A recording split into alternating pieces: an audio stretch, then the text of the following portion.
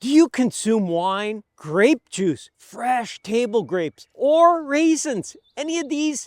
The industry doesn't want you to know this, but I want to show you how you can start your own vineyard for free by, if you like any of those grape products. Growing grapes in your own yard can be so easy.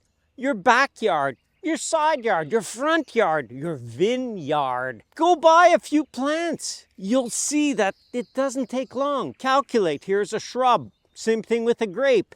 $10, $15, $20, depending what you're buying. Calculate how many plants you would need to make your own vineyard, and the cost can be substantial. I'll get back to the vineyard in a moment. Grape, or vitis, is the genus name, has more than 80 species in the family Vitaceae. Really, a grape is a woody vine that can climb with these tendrils, and they can reach 60 feet up or 20 meters up in a tree. Botanically, the fruit is a berry, which can be almost black, can be green, can be red, or even amber colored. Grapes are a great source of calcium, phosphorus, vitamin A, and all grapes contain sugar. It's this sugar which makes them excellent for being eaten fresh. They can be pressed as a juice, and the juice which can then be fermented to give wine. The reason there is so much variation in wines stems from these cultivar characteristics and the wide variety of soils and climates where grapes are grown. There are lots of early references, the Greeks, the Romans, and going further back than them, where they reference wine and grapes. You ever wonder why? Why were they mentioning it? Why was grapes already so well grown? Because they're so easy. Do you think they had access to the garden center that they could just go and buy grapes? No, because grapes are so easy to multiply. How easy is it to grow grapes? Well, when you realize that a grapevine, before it's pruned like this one, after it's pruned, I'll have less than 10% of the grapevine left. That's a lot taken off of a grapevine.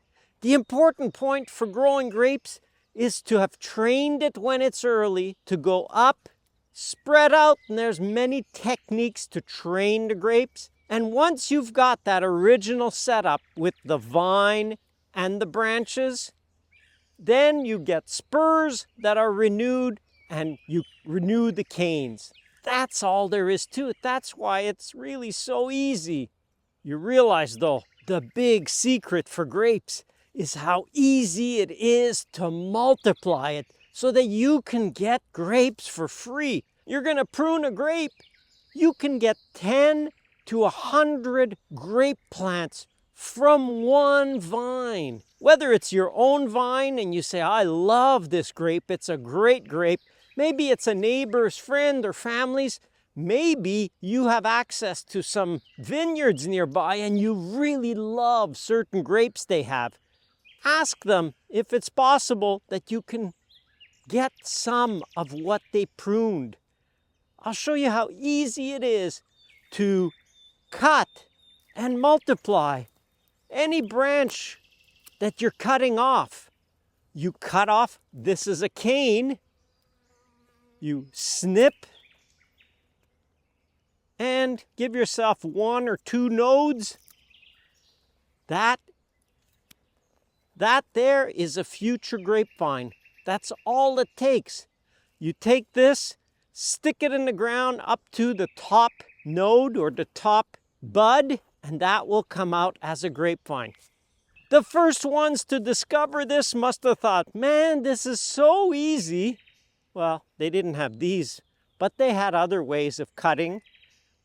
Maybe they bit it off. And then they would multiply and produce more plants. Because if they were walking around and looking what is growing wild, and they came upon one that they said, wow, this grape is really nice. Then learning this technique, they had everything they needed to multiply it by 10, 50, or 100 times. I have probably, conservatively, 100 grapes I could make or grapevines that I could make from this one grapevine. One of the expensive things for grape growing is the structure to support grape and the weight of grapes. So growing it as people traditionally did on trees is a great thing. If you like multiplying your own grapes and getting your own vineyard for free, check out this next video to get fruiting shrubs using a super simple technique.